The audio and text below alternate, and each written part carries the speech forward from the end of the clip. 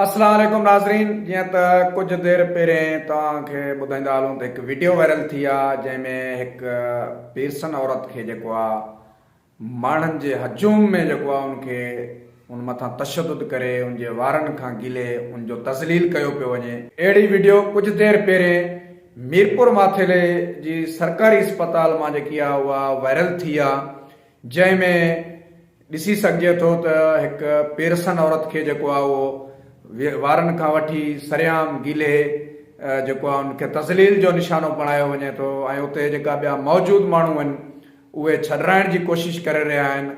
ख़ुदा ॼाणे मसइलो अलाए छा आहे, पर उन मसइले जो इते फ़ैसिलो करणु तमामु नामुनासिब अमल हुयो। सो हर कंहिंजी इज़त हूंदी आहे, न्याणी जी औरत जी इज़त त अञा बि अफ़ज़ल आहे। इंसान खे जेको आहे औरत ज़ात जी इज़त करणु खपंदी आहे।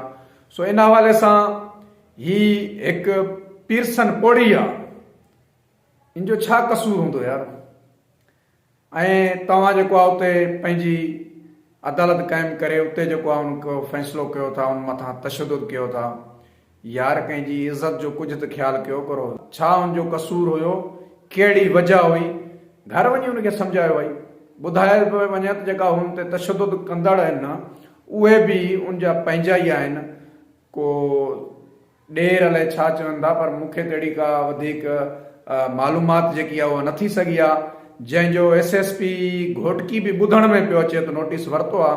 बहरहाल हिन महिल ताईं जेकी आहे कार्रवाई का बि अमल में नाहे आई। इहा वीडियो ॾिसी इंतिहाई ॾुख थियो ऐं लॻे ईअं पियो त इंसान मां इंसानियत जेकी आहे उहा मोकिलाई पई वञे।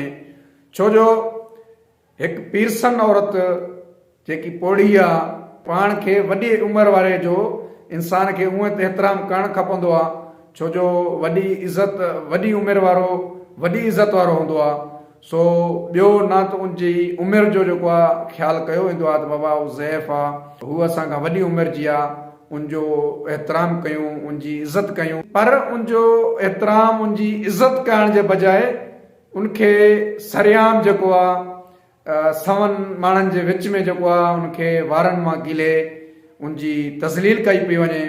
ऐं असां इन वीडियो ज़रिए इहो ई जेको आहे अपील कंदासीं त जेकी इहा पीरसन औरत आहे जंहिं ते तशदुद कयो आहे, पहिरियों त तव्हां दोस्तनि खे गुज़ारिश आहे त इन वीडियो खे वधि खां वधि शेयर कयो त औरत ते तशदुद करण जो कारण मालूम थी सघे पीरसन औरत ते छो तशदुद कयो आहे।